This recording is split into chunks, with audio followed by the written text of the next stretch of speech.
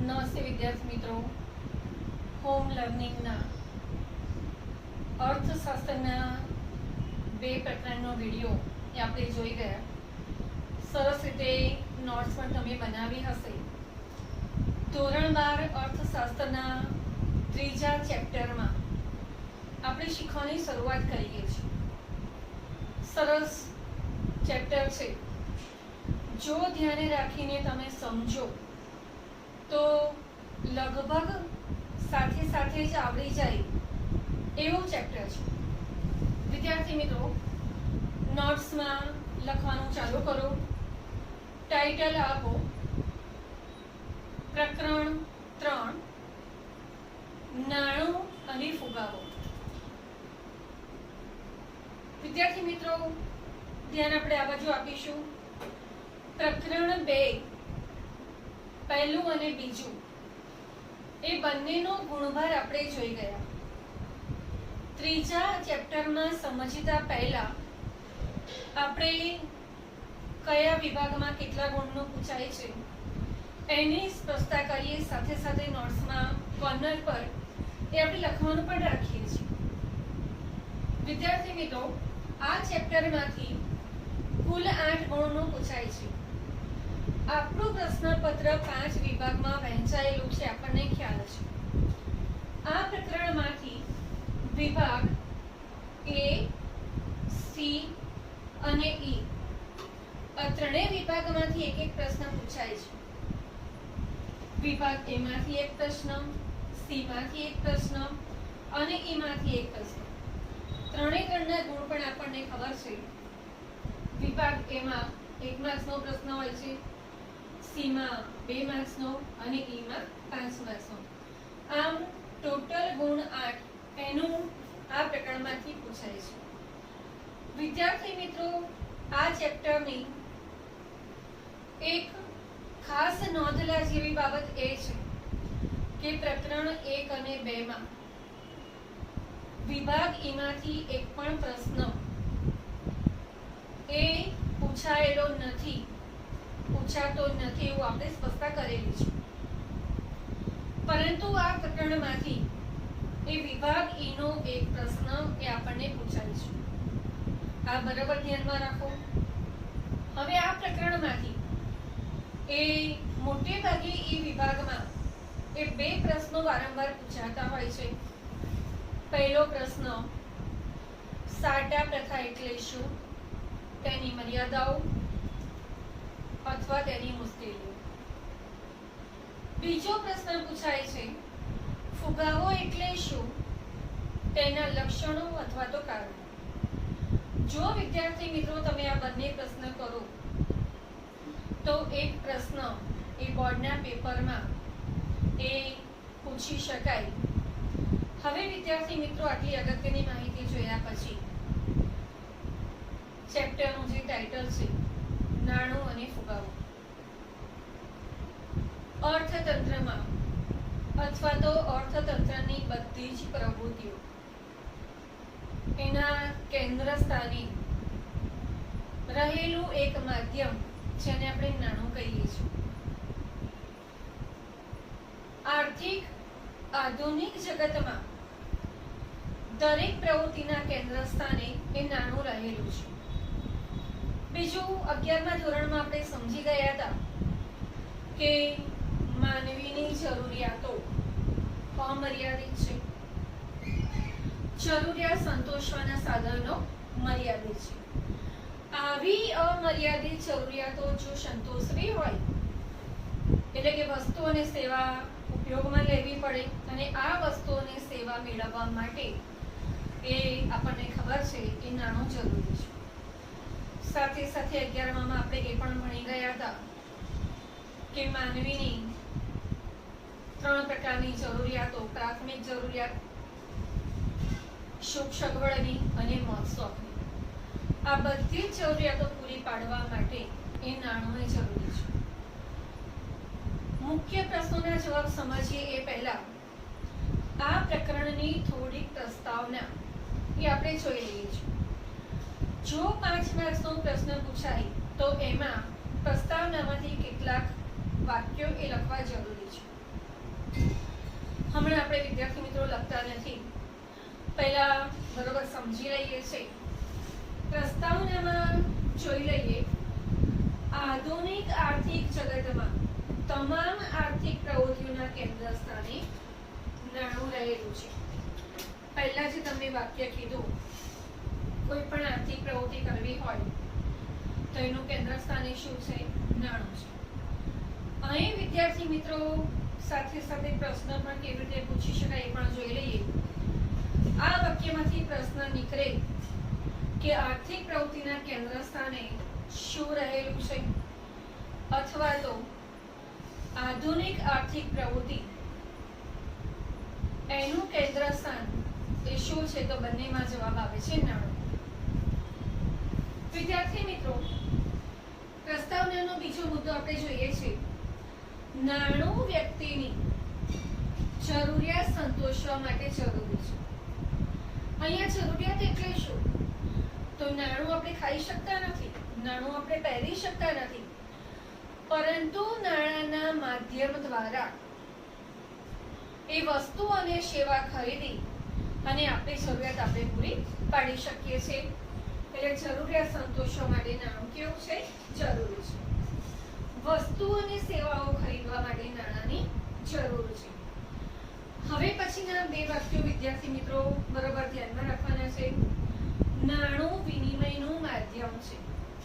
તમારે કોઈ પણ વસ્તુ લેવા જવી હોય તો એના માટે વસ્તુ અને સેવા એ ખરીદી અને સામે આપણે નાણાં આપવા પડે છે. નાણાંના માધ્યમથી વસ્તુ અને સેવા આપણે ખરીદી શકીએ છીએ.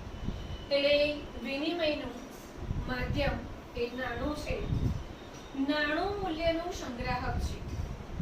મૂલ્યનો સંગ્રહ કરવો હોય તો એના માટે નાણું એ જરૂરી છે. ભવિષ્યની જરૂરિયાતો સંતોષવા લોકો નાણું બચાવે છે. વિદ્યાર્થી મિત્રો, આ નાણાંની ત્રણ લાક્ષણિકતાઓ છે. ભવિષ્યમાં ઘણી બધી જરૂરિયાતો ઊભી થવાની છે. એ જરૂરિયાત સંતોષવા માટે વર્તમાનમાં નાણાંની બચત કરવી જરૂરી છે.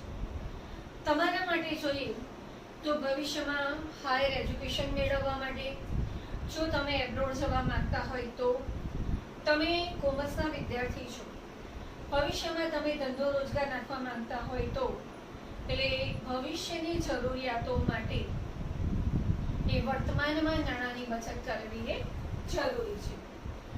માનવીની જરૂરિયાતો અમર્યાદિત છે. વિદ્યાર્થી મિત્રો આપણે જોઈ રહ્યા છીએ. પણ અહીંયા આપણને એક પ્રશ્ન થાય કે વર્તમાનમાં જે નાણાંના માધ્યમથી આપણે વસ્તુ ખરીદી શકીએ છીએ, પણ ખરેખર આ નાણું એ ભૂતકાળમાં અસ્તિત્વ ધરાવતું હતું? વિદ્યાર્થી મિત્રો, માનવ જ્યારથી પૃથ્વી પર વસવાટ કરે છે ત્યારથી એ પોતે જરૂરિયાતો લઈને જન્મે છે. ભલે અત્યારના જેટલી જરૂરિયાતો એ સમયે નહોતી, પણ તેમ છતાં રોટી, કપડાં, મકાન આ તેની પ્રાથમિક જરૂરિયાતો હતી. પણ નાણાંનું અસ્તિત્વ આવ્યું એ પહેલા એ આ નાણું અમલમાં નહોતું. તો એ સમયે માનવી પોતાની જરૂરિયાતો કેવી રીતે પૂરતો કરતો હશે? તો અહીંયા આપણને એક પ્રશ્ન થાય કે ખોરાક છે, વસ્ત્ર છે, રહેઠાણ છે, આ જરૂરિયાતો માનવી કેવી રીતે મેળવતો હશે? તો એ સમયમાં જરૂરિયાતો સંતોષવા માટે માનવી પોતાની પાસે રહેલી વસ્તુઓ એ વસ્તુ અન્ય લોકોને આપી અન્ય લોકો પાસેથી એ પોતાની જરૂરિયાત હોય વસ્તુ પ્રાપ્ત કરતો અને આ રીતે પોતાની પ્રાથમિક જરૂરિયાતો સંતોષતો. વધારે સ્પષ્ટતા કરવા માટે ઉદાહરણ આપીએ કે ખેડૂત હોય, અનાજનું ઉત્પાદન કરે, પણ માત્ર એ ખોરાક જ એની જરૂરિયાત નથી. એને પહેરવા માટે વસ્ત્ર જોઈએ, શિક્ષક પાસેથી જ્ઞાન જોઈએ, ચંપલ જોઈએ, તો અનાજના બદલામાં આ બધી વસ્તુઓ પોતે મેળવતો હતો. વિદ્યાર્થી મિત્રો, તમારી ટેક્સ્ટબુકમાં પ્રસ્તાવનામાં આપેલ મુદ્દો પ્રાચીન સમયમાં માનવીએ પોતાની પાસે હોય તેવી વસ્તુ, ઉદાહરણ આપ્યું ખેડૂત, એની પાસે શું છે? અનાજ છે. પોતાની પાસે હોય તેવી વસ્તુ અને સેવાઓ આપીને જરૂરી વસ્તુ અને સેવાઓ મેળવવાનો પ્રયત્ન કર્યો. આ પ્રથાને આપણે શું કહીએ છીએ? સાટા પ્રથા, વસ્તુ વિનિમય પ્રથા અથવા તો બદલા પદ્ધતિ. વિદ્યાર્થી મિત્રો, સ્ક્રીનશોટ પાડી અને પ્રસ્તાવના એ નોટ્સમાં લખી લેજો. ઝડપથી આપણે આપણા સિલેબસ તરફ આગળ વધીએ છીએ. હવે તમે પ્રશ્ન લખો છો, સાટા પ્રથા એટલે શું? અથવા કરીને લખો, વસ્તુ વિનિમય પ્રથા કોને કહેવાય? ચાલો વિદ્યાર્થી મિત્રો, ધ્યાન આ બાજુ. આગળ જે સમજાવ્યું તે જ આપણે થોડું વ્યવસ્થિત લખાણ લખીએ છીએ. વસ્તુ વિનિમય પ્રથા એટલે વસ્તુ કે સેવાના બદલામાં અન્ય વસ્તુ કે સેવા મેળવવાની પ્રથા. બરાબર સમજો વિદ્યાર્થી મિત્રો. એક વસ્તુ કે સેવા હોય એના બદલામાં અન્ય વસ્તુ કે સેવા મેળવવાની પ્રથા, એને આપણે શું કહીએ છીએ? સાટા પ્રથા અથવા તો વસ્તુ વિનિમય પ્રથા. ઉદાહરણો જોઈ લઈએ.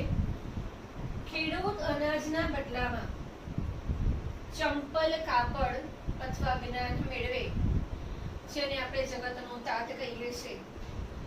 અનાજ ઉત્પન્ન કરી પોતાની જરૂરિયાત પૂરતું, સ્વ વપરાશ પૂરતું અનાજ રાખી વધારાનું અનાજ એ અન્ય જરૂરિયાત સંતોષવા માટે કરે છે.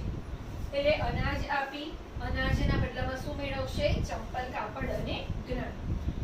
વધારે કન્સેપ્ટ ક્લિયર કરવા માટે બીજું ઉદાહરણ જોઈએ છે. ચંપલ બનાવનાર ચંપલ આપી અનાજ, કાપડ અને ઘી ખરીદે છે. ત્રીજું ઉદાહરણ, જ્ઞાન આપનાર શિક્ષક જ્ઞાનના બદલામાં અનાજ અથવા કપડાં મેળવશે. આ સેવા છે. જ્ઞાન એ શું છે? સેવા છે. જ્ઞાન આપી શિક્ષક શું મેળવશે? અનાજ મેળવે છે. ચોથું ઉદાહરણ, કલાકાર મનોરંજનના બદલામાં અનાજ મેળવે છે. વિદ્યાર્થી મિત્રો, આજે પણ જો તમે ગ્રામ્ય વિસ્તારમાં જાઓ તો ભવાઈ કરનાર મંડળી, સર્કસ કરનાર લોકો એ ગ્રામ્ય વિસ્તારમાં મનોરંજન પૂરું પાડી અને બદલામાં એ ઘઉં છે, ચોખા છે, આ પ્રકારેનું અનાજ એ લેવડ દેવડ કરતા હોય છે. પશુપાલક દૂધના બદલામાં અનાજ મેળવે છે. વિદ્યાર્થી મિત્રો, હવે નોટમાં લખીએ છીએ. લખો, સાટા પ્રથા. અર્થ લખો, વસ્તુ વિનિમય પ્રથા એટલે એક વસ્તુના બદલામાં અન્ય વસ્તુ કે સેવા મેળવવાની પ્રથા. ઉદાહરણ લખો. 1 નંબર આપીને લખો, ખેડૂત અનાજના બદલામાં કાપડ, ચંપલ કે જ્ઞાન મેળવે. બીજું ઉદાહરણ લખો, ચંપલ બનાવનાર ચંપલ આપી અનાજ, કાપડ અને ઘી મેળવે. 3 નંબર, જ્ઞાન આપનાર શિક્ષક જ્ઞાનના બદલામાં અનાજ મેળવે. 4 નંબર, કલાકાર મનોરંજનના બદલામાં અનાજ મેળવે. લાસ્ટ નંબરનું ઉદાહરણ, પશુપાલક દૂધના બદલામાં અનાજ મેળવે. વિદ્યાર્થી મિત્રો, હવે નોટ્સ જ્યારે લખાવીએ છીએ ત્યારે જરૂરી નથી નોટ્સમાં લખેલું બધું જ લખાણ લખવું. તમે જ્યારે પ્રશ્નનો જવાબ લખો છો ત્યારે પ્રશ્નમાં તમારી પાસે શું માંગેલું છે, જે પ્રમાણે આન્સર એ માંગેલો હોય એ જ પ્રમાણે લખવાનો છે. અહીંયા વિભાગ સીમાં જો પ્રશ્ન પૂછ્યો હોય કે સાટા પ્રથા એટલે શું, એનું ઉદાહરણ આપો, તો સાટા પ્રથાની વ્યાખ્યા લખ્યા પછી એક અથવા તો બે જ ઉદાહરણ આપણે લખવાના છે. લાંબુ લિસ્ટ બનાવવાનું નથી, કારણ કે અર્થશાસ્ત્રનું પેપર એ થિયરીનું પેપર છે અને થિયરીનું પેપર એ પૂરેપૂરું લખવું એ બહુ કપરું કામ છે. જો તમે વધારે પડતું લખાણ લખશો તો 2 માર્ક્સ કરતાં 3 થી 4 આવવાના નથી, પણ તમારો સમય એ ઓછો પડે અને પાછળના પ્રશ્નોના જવાબ લખવાનું રહી જાય એવું પણ બને. એટલે ટાઈમ મેનેજમેન્ટ એ સાથે સાથે કરતા શીખવાનું છે. વિદ્યાર્થી મિત્રો, સાટા પ્રથાનો અર્થ અને ઉદાહરણ આપણે જોયા. હવે જોઈએ છે સાટા પ્રથાની મર્યાદાઓ અથવા તો સાટા પ્રથાની મુશ્કેલી. અહીં પણ વિદ્યાર્થી મિત્રો સાથે સાથે કયા પ્રકારના પ્રશ્ન પૂછાય છે જેનું વર્ણન હું કરતી જાઉં છું. પ્રશ્ન પૂછાય, સાટા પ્રથા એટલે શું, તેની મુશ્કેલીઓ જણાવો. જો જણાવો કીધું હોય તો માત્ર એના નામ જ લખવાના છે, સમજાવવાની નથી. સાટા પ્રથાની મર્યાદાઓ જણાવો એ પ્રશ્નના જવાબમાં આપણે માત્ર 4 મર્યાદા કે મુશ્કેલીના નામ જ લખીએ છીએ. એના પછી 1 બાય 1 આપણે ડીપમાં સમજાવીએ છીએ. તો વિદ્યાર્થી મિત્રો, ટાઇટલ આપો, સાટા પ્રથાની મર્યાદાઓ, કૌંસમાં લખો મુશ્કેલીઓ. નંબર 1 કરીને લખો, જરૂરિયાતોનો પરસ્પર મેળ બેસાડવાની મુશ્કેલી. તમે સમજાવું છું. 2 નંબર આપીને લખો, મૂલ્યના સંગ્રહની મુશ્કેલી. મૂલ્યના સંગ્રહની મુશ્કેલી. 3 નંબર, મૂલ્યના માપનની મુશ્કેલી. મૂલ્યના માપનની મુશ્કેલી. અને 4 નંબર, મૂલ્યની ચૂકવણીની મુશ્કેલી. મૂલ્યની ચૂકવણીની મુશ્કેલી. વિદ્યાર્થી મિત્રો, આ ચારેય મર્યાદાઓ તમે લખી લીધી છે. હવે આપણે આ ચારેય મર્યાદાઓ વિશે એ ડીપમાં સમજાવીએ છીએ. નોટ્સ તમારી આ બાજુ રાખી હવે થોડીક પૂર્વ ભૂમિકા આપણે જોઈ લઈએ કે તમારી ટેક્સ્ટ બુકમાં 3 જ મર્યાદાઓ આપેલી છે, પણ જો 5 માર્ક્સનો પ્રશ્ન પૂછાય, સાટા પ્રથા એટલે શું, તેની મુશ્કેલીઓ જણાવો, તો આપણે 4 મર્યાદાઓ 4 મુશ્કેલીઓ લખવી પડે. તો એના માટે 1 મર્યાદા 1 મુશ્કેલી મેં બધાની લખી છે, જે આપણે સમજાવીએ છીએ. ટાઇટલ આપો, સાટા પ્રથાની મુશ્કેલી સમજાવો. એમાં 1 નંબર આપીને જરૂરિયાતોનો પરસ્પર મેળ બેસાડવાની મુશ્કેલી. વિદ્યાર્થી મિત્રો, સાટા પ્રથાની મુશ્કેલી મર્યાદા, એમાં પહેલું ટાઇટલ આપણે આપ્યું છે જરૂરિયાતોનો પરસ્પર મેળ બેસાડવાની મુશ્કેલી. ધ્યાન વિદ્યાર્થી મિત્રો આ બાજુ આપો. આર્થિક અને સામાજિક વિકાસની સાથે સાથે માનવીની જે જરૂરિયાતો હતી એ વધતી ગઈ.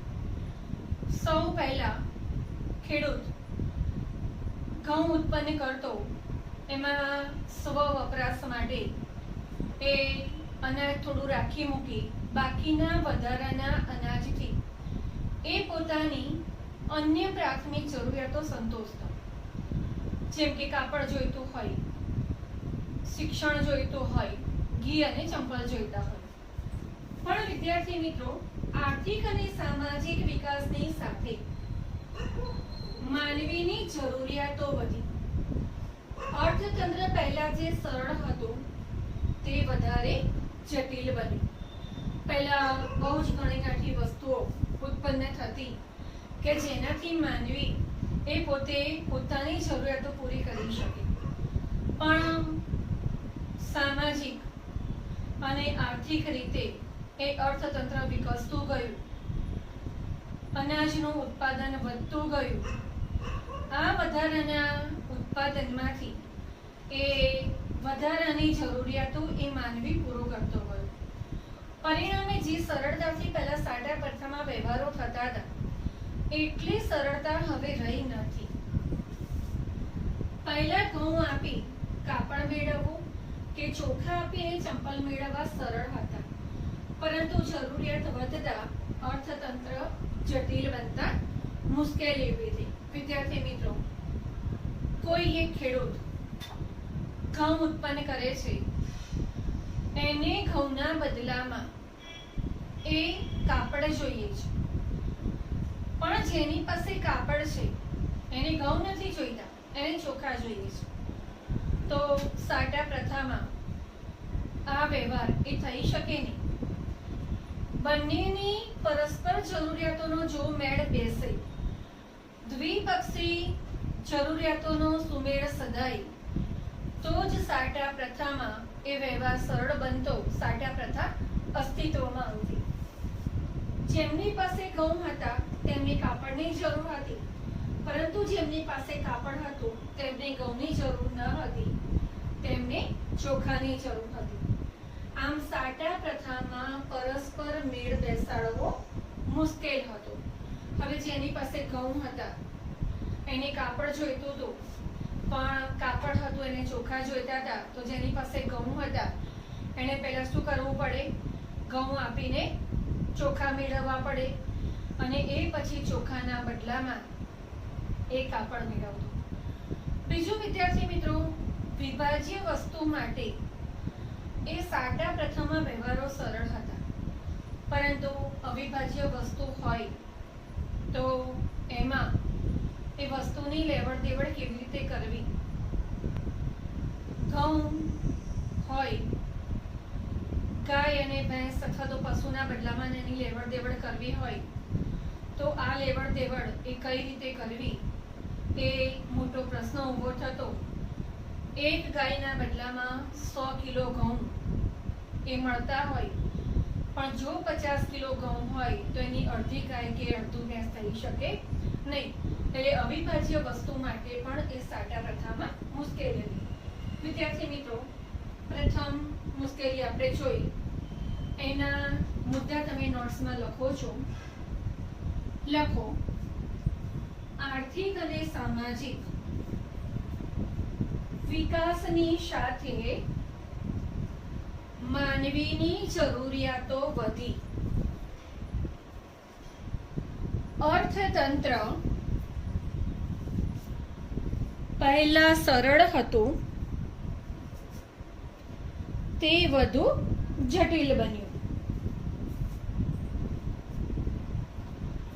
બીજી લાઈનમાં લખો, પહેલા ઘઉં આપીને કાપડ મેળવવું કે ચોખા આપીને ચંપલ મેળવવા સરળ હતા, પરંતુ જરૂરિયાત વધતા અર્થતંત્ર જટિલ બનતા મુશ્કેલી ઊભી થઈ. નેક્સ્ટ લાઈનમાં લખો, જેમની પાસે ઘઉં હતા તેમને કાપડની જરૂર હતી, પરંતુ જેમની પાસે કાપડ હતું તેમને ઘઉંની જરૂર ન હતી, ચોખાની જરૂર હતી. સેકન્ડ લાઈનમાં, આમ સાટા પ્રથામાં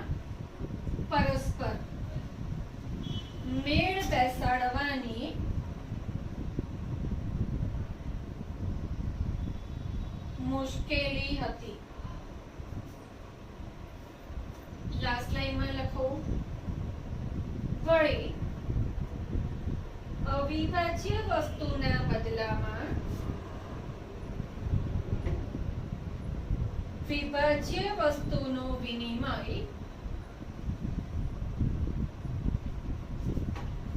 વધુ મુશ્કેલ બન્યો. વિદ્યાર્થી મિત્રો, આપણે સેકન્ડ ટોપિક તરફ જઈએ છીએ. સાટા પ્રથાની બીજી મુશ્કેલી. ટાઇટલ આપો મૂલ્યના સંગ્રહની મુશ્કેલી. મૂલ્યના સંગ્રહની મુશ્કેલી. ચાલો ધ્યાન આ બાજુ આપો. લખાણ આપણે પછી લખીએ છીએ. વિદ્યાર્થી મિત્રો, અહીંયા આપણે થોડું વર્તમાનમાં આવી જઈએ કે તમારા ફાધર તમારા ભવિષ્યના ઉચ્ચ અભ્યાસ માટે અત્યારથી 1 લાખ રૂપિયા એ બેંકમાં મૂકે છે. આ શું થયું? મૂલ્યનો સંગ્રહ છે, જેથી એ ભવિષ્યમાં કામ લાગે, ભવિષ્યની જરૂરિયાતો સંતોષી શકાય. પરંતુ અહીંયા એક પ્રશ્ન ઊભો થાય કે સાટા પ્રથામાં જેની પાસે ઘઉં હતા એ પોતાના બાળકોના ભવિષ્ય માટે જો એ ઘઉં નો સંગ્રહ કરે તો 2, 5, 10, 15 વર્ષ પછી કામ લાગી શકે ખરા? ના. કેમ? કારણ કે અનાજ એ વધારેમાં વધારે વર્ષ 2 વર્ષ સુધી રહી શકે. પશુ હોય તો એની બાબતમાં પણ એવું થઈ શકે. વિદ્યાર્થી મિત્રો, મૂલ્ય એટલે શું? વિનિમય મૂલ્ય. અને વિનિમય એટલે આપણે આગળ જોઈ ગયા કે જેની મદદથી એકથી બીજી વસ્તુ આપણે લઈ શકીએ છીએ. એના માધ્યમથી આપણે જરૂરિયાતો આપણે સંતોષી શકીએ છીએ. સાટા પ્રથામાં મૂલ્યની સંગ્રહની બાબતમાં ઘણી જ મુશ્કેલીઓનો આપણે સામનો કરવો પડતો. ભવિષ્યની જરૂરિયાતો માટે મૂલ્યનો સંગ્રહ મુશ્કેલ હતો. મેં તમને સમજાવ્યું કે ખેડૂત હોય પોતાના બાળકોના ભવિષ્યના ભણતર માટે એ અત્યારથી અનાજનો ઉપયોગ, અનાજનો સંગ્રહ કરી શકતો. પશુપાલક પોતાની પાસે જે ગાય, ભેંસ, બળદ હોય એનો 20, 25, 50 વર્ષ સુધી સંગ્રહ કરી શકતો ના. આ સંગ્રહ મુશ્કેલ હતો. બીજું આપણે જોઈ ગયા કે આધુનિક જગતમાં આર્થિક અને સામાજિક વિકાસ થતો ગયો. આ વિકાસની સાથે સાથે અર્થતંત્રમાં વસ્તુઓનું ઉત્પાદન એ અર્થતંત્રમાં મોટા પાયા પર થયું. ખેડૂત અનાજનું ઉત્પાદન વધુ કરવા માંડ્યો, વણકર કાપડનું ઉત્પાદન વધારે કરતો. આમ જરૂરિયાત કરતા અનેક ઘણી વસ્તુઓનું એ ઉત્પાદન વધતું ગયું. પહેલા ઉત્પાદન ઓછું હતું, સીમિત હતું. પરિણામે સ્વ વપરાશ માટે થોડું અનાજ રાખી બાકીના અનાજથી એ અન્ય જરૂરિયાત સંતોષતો. પણ હવે એવું ન બન્યું. એના પરિણામે એ વધેલા ઘઉંનો સંગ્રહ ખેડૂત ક્યાં સુધી કરી શકે? વરસ અથવા તો 2 વર્ષ પછી સડી જવાનો ભય રહેતો. જો પશુપાલક હોય તો ગાય અને ભેંસ જેવા પશુઓના સંગ્રહનું શું? આ પ્રશ્ન પણ ઊભો થતો. બહુ તો પશુ 10 વર્ષ, 15 વર્ષ, 20, 25 વર્ષ જીવે. એના પછી શું? એને 50 વર્ષ સુધી સંગ્રહી શકાતું નહોતું. એને ઘરડા થવાનું, આયુષ્ય પૂરું થવાનો ભય રહેતો. લોખંડની વસ્તુ હોય તો એમાં પણ કાટ લાગવાનો. જો લાકડાની વસ્તુ હોય તો ઉધઈ લાગવાનો ભય રહેતો. આમ જે વધેલું ઉત્પાદન છે એ વધેલા ઉત્પાદનના પરિણામે તાત્કાલિક અન્ય વસ્તુઓ મેળવી લેવી પડતી. વિદ્યાર્થી મિત્રો, બીજો મુદ્દો આપણે નોટમાં લખીએ છીએ. ટાઇટલ તમે આપેલું છે મૂલ્યના સંગ્રહની મુશ્કેલી.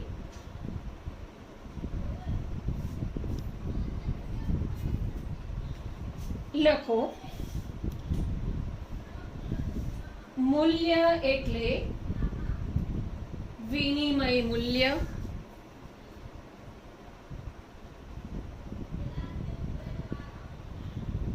બીજો મુદ્દો લખો, સાટા પ્રથામાં મૂલ્યના સંગ્રહની બાબતમાં ઘણી મુશ્કેલીઓનો સામનો કરવો પડતો. નેક્સ્ટ લાઈનમાં લખો, ભવિષ્યની જરૂરિયાતો માટે મૂલ્યનો સંગ્રહ મુશ્કેલ હતો. નેક્સ્ટ નંબર, ઉત્પાદન અને ઉત્પાદકતા વધતા વસ્તુનું ઉત્પાદન મોટા પાયા પર થયું. નેક્સ્ટ લાઈનમાં લખો, ખેડૂત ઘઉંનું ઉત્પાદન કરી બદલામાં ચંપલ, કાપડ, ઘી મેળવે, પરંતુ વધેલા ઘઉંનો સંગ્રહ ક્યાં સુધી કરી શકે? ક્વેશ્ચન માર્ક કરી દેજો પાછળ. નેક્સ્ટ લાઈનમાં, ગાય ભેંસ જેવા પશુઓના સંગ્રહનું શું? અહીંયા ડીપમાં સમજાવવાનું નથી, માત્ર આટલું જ લખાણ લખવાનું છે. લાસ્ટ લાઈનમાં, પરિણામે તાત્કાલિક વસ્તુઓ મેળવી લેવી પડતી.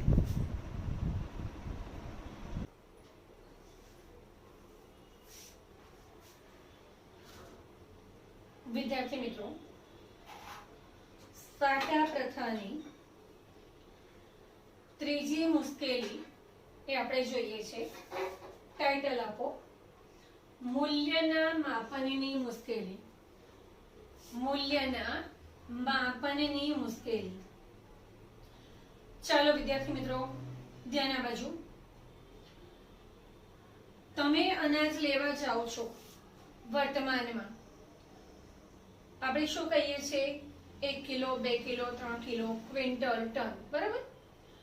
તમે કોઈ પ્રવાહી વસ્તુ લેવા જાઓ છો તો આપણે લીટરમાં માંગીએ છીએ. એક નક્કી કરેલું માપ એ અત્યારે આપણે બોલીએ છીએ, અને જે માપની વસ્તુ આપણે લીધી છે એના બદલામાં આપણે નાણાં ચૂકવીએ છીએ. પણ સાટા પ્રથામાં આવા કોઈ જ માપ નક્કી ન હતા. જેમ વસ્તુ બદલાય એમ એનું માપન એ બદલાતું રહેતું. વ્યક્તિની ગરજ પ્રમાણે એ વસ્તુ આપવામાં આવતી. ત્રીજી મુશ્કેલીમાં આપણે જોઈએ છે, સાટા પ્રથામાં એક વસ્તુના બદલામાં અન્ય વસ્તુનો વિનિમય થતો. અર્થતંત્રમાં શ્રમ વિભાજન અને વિશિષ્ટીકરણ એ અમલમાં આવ્યું. શ્રમ વિભાજન એટલે શું? તો જે વસ્તુ એઝ ફોર એક્ઝામ્પલ તરીકે અનાજ, કાપડ એ જુદી જુદી વ્યક્તિઓ દ્વારા બનતું, જેમાં જે વ્યક્તિની વિશેષતા હોય એ પ્રમાણે એ વસ્તુ બનાવવામાં આવતી. કોઈ વ્યક્તિ એવો હોય કે જેને સરસ મજાનું ફર્નિચર બનાવવામાં આવતું તો એ ફર્નિચર બનાવતો. કોઈ વ્યક્તિ અનાજનું ઉત્પાદન કરતો હોય, એમાં એની વિશિષ્ટતા હોય, તે અનાજનું ઉત્પાદન કરતો. અર્થતંત્રમાં શ્રમ અને વિભાજન અને વિશિષ્ટીકરણ એ અમલમાં આવ્યા. એના પરિણામે અનેક ચીજવસ્તુઓનું ઉત્પાદન વધવા માંડ્યું. કાપડમાં પણ અનેક પ્રકારનું કાપડ ઉત્પન્ન થયું. પગરખામાં પણ વિવિધ પ્રકારના પગરખા ઉત્પન્ન થયા. અનાજ, એમાં પણ વિવિધ પ્રકારનું અનાજ ઉત્પાદન થવા માંડ્યું. એના પરિણામે અનેક ચીજવસ્તુઓ અને સેવાઓ અસ્તિત્વમાં આવી અને આ ચીજવસ્તુઓ અને સેવાઓના મૂલ્ય માપનનો પ્રશ્ન ઊભો થયો કે ભાઈ ઘઉં હલકા હોય તો એની બદલીમાં કેટલા ચોખા, સારી ક્વોલિટીના ઘઉં હોય તો એની બદલીમાં કેટલા ચોખા. એટલે વિવિધ પ્રકારની વસ્તુ સામે વિવિધ પ્રકારના માપનનો પ્રશ્ન ઊભો થયો. પહેલા વસ્તુ મર્યાદિત હતી, જરૂરિયાતો પણ મર્યાદિત, પણ આર્થિક જગત જેમ વિકસિત થતું ગયું એમ માનવીની જરૂરિયાતો પણ વધી અને વિવિધતાવાળી વસ્તુઓ પણ ઉત્પન્ન થઈ. અહીંયા વિદ્યાર્થી મિત્રો એક ઉદાહરણ આપ્યું છે.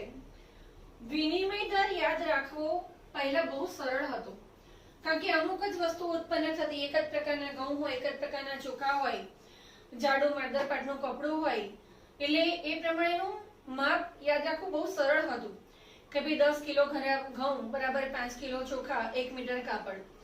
પણ ઘઉંમાં વિવિધતા આવી, ચોખામાં વિવિધતા આવી, કાપડમાં વિવિધતા આવી, એટલે માપનનો પ્રશ્ન ઊભો થયો. વિવિધ જરૂરિયાતો, વિવિધ વસ્તુઓ, વિનિમય દર યાદ રાખવો બહુ જ મુશ્કેલ બન્યો. 2 કિલો ઘઉં બરાબર કેટલા ચોખા, કેટલું કાપડ, કેટલા પગરખા, માણસની સેવા લીધી હોય તેને કેટલું મૂલ્ય આપવું, કેટલું ઘી, કેટલું દૂધ. આ પ્રકારે એ વિનિમય દર યાદ રાખવો બહુ કપરું બન્યું. દરેક વસ્તુનું મૂલ્ય એ અલગ અલગ રીતે નક્કી કરવું પડતું અને કેટલીક વાર જો વ્યક્તિની ગરજ વધારે હોય તો એ ગરજ પ્રમાણે એ વિનિમય દર નક્કી થતો.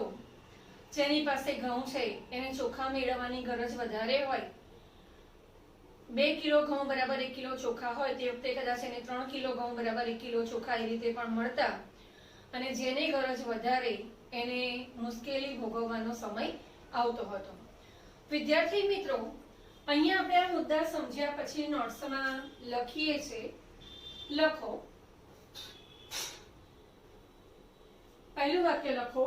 સાટા પ્રથામાં અનેક વસ્તુઓ અને સેવાઓ ની લેવડ દેવડ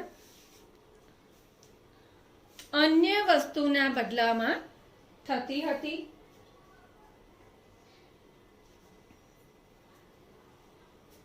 સેકન્ડ લાઈનમાં અર્થતંત્રમાં શ્રમ વિભાજન અને વિશિષ્ટીકરણ પછી અનેક વસ્તુઓનું ઉત્પાદન થયું.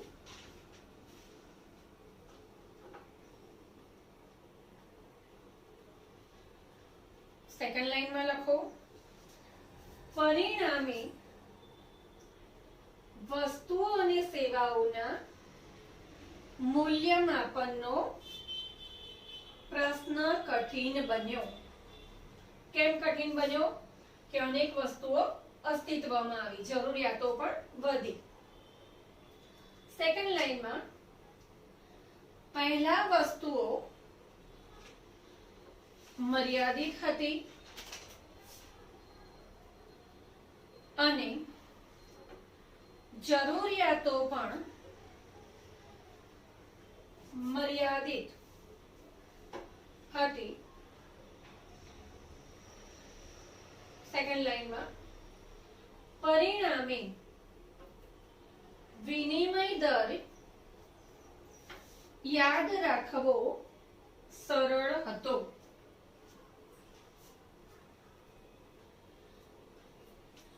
એઝ પર એક્ઝામ્પલ તરીકે 2 કિલો ઘઉં બરાબર 1 કિલો ચોખા. સેકન્ડ લાઈનમાં 2 કિલો ઘઉં બરાબર 1 જોડ ચંપલ. સેકન્ડ લાઈનમાં દરેક વસ્તુઓ વિવિધ પ્રકારની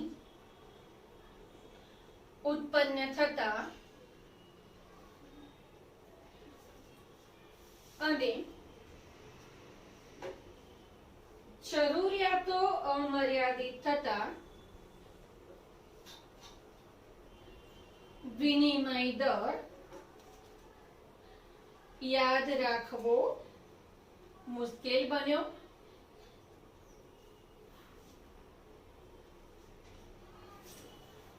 જેમ કે 2 કિલો ઘઉં બરાબર કેટલા ચોખા,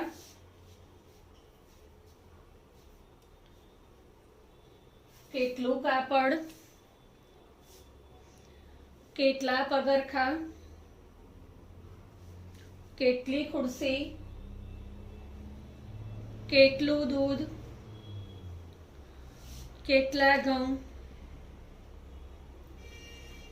સેકન્ડ લાઈનમાં દરેક વસ્તુનું મૂલ્ય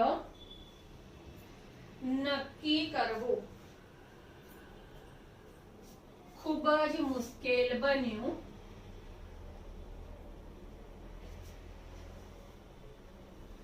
વિદ્યાર્થી મિત્રો, છેલ્લા 2 વાક્ય ન દેખાતા હોય તો બરાબર લખી લેજો. કેટલીક વાર જરૂરિયાત મુજબ મૂલ્ય નક્કી થતું.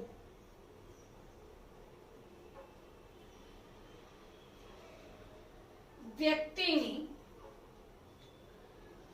વસ્તુ મેળવવાની ગરજ વધુ હોય તો તેને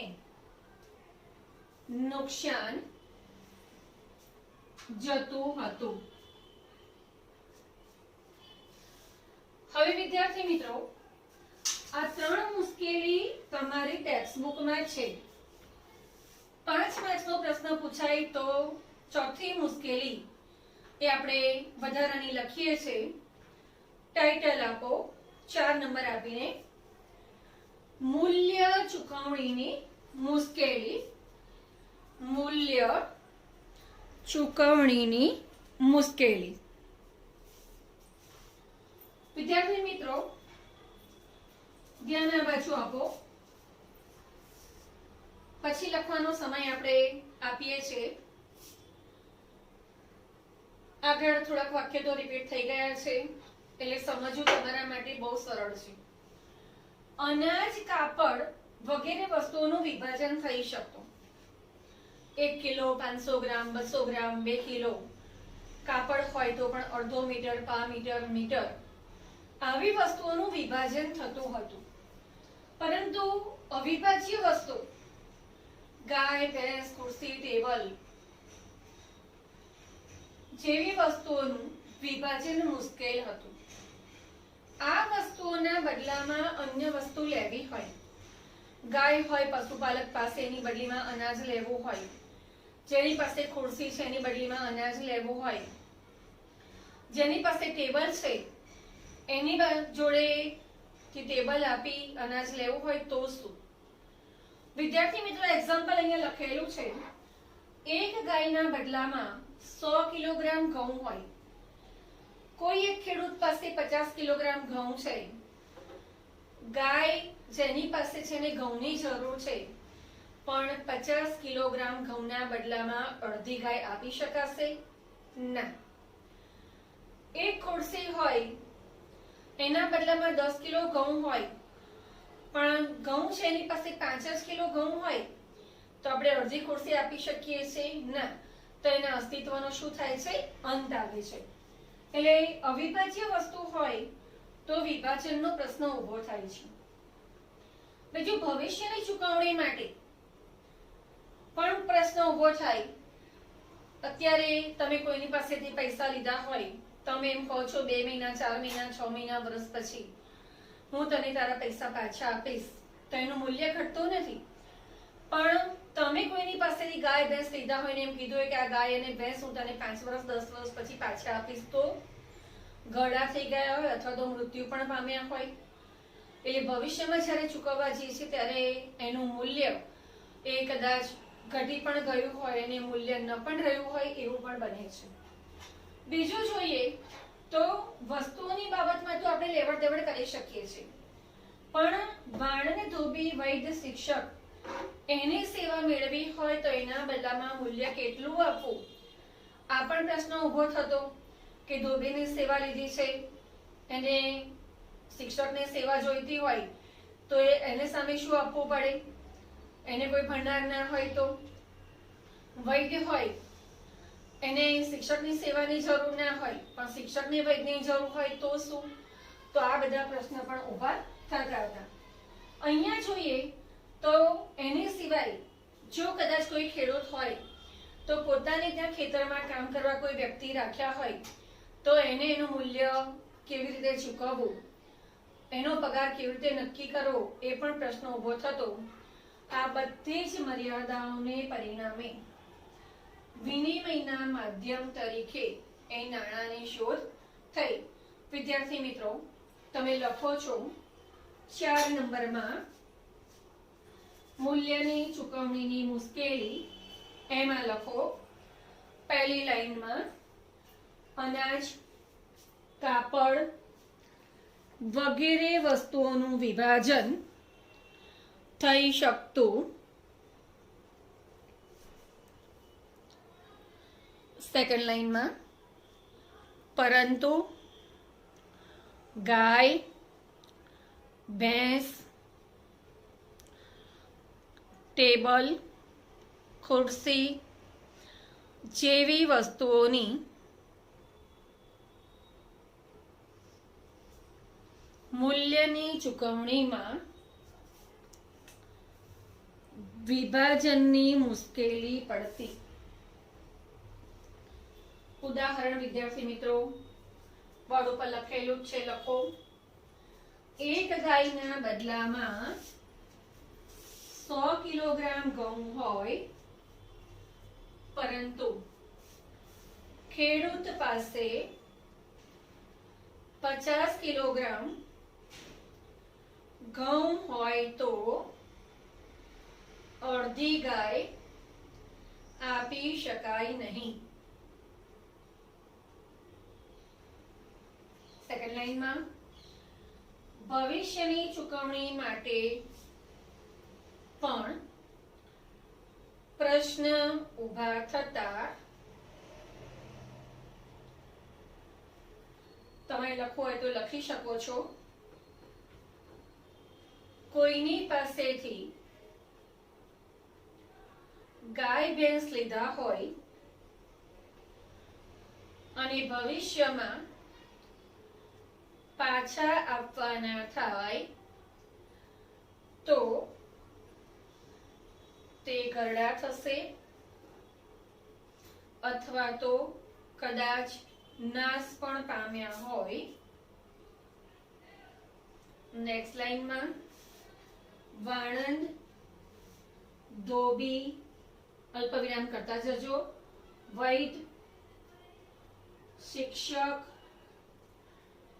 વગેરે સેવાઓની કામગીરીનું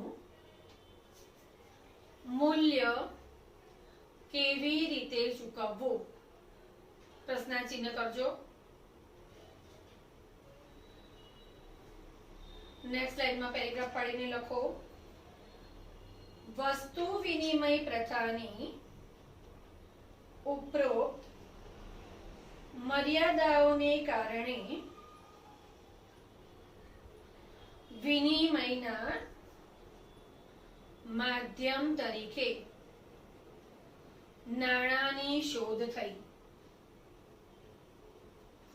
હવે વિદ્યાર્થી મિત્રો, 2 માર્ક્સમાં તમને પ્રશ્ન પૂછાય કે નાણાંની શોધ શા માટે કરવામાં આવી, તો આ પ્રશ્નનો જવાબ એ તમારે એ જ લખવાનો હોય કે જરૂરિયાતોનો મેળ બેસતો નહોતો, મૂલ્યની ચૂકવણીની મુશ્કેલી, મૂલ્યના સંગ્રહની મુશ્કેલી, મૂલ્યના માપનની મુશ્કેલી હતી.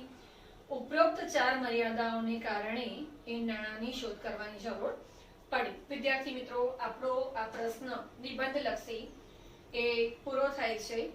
બરોબર વાંચી અને તૈયાર કરતા રહેજો. અસ્તુ. જય ભારત.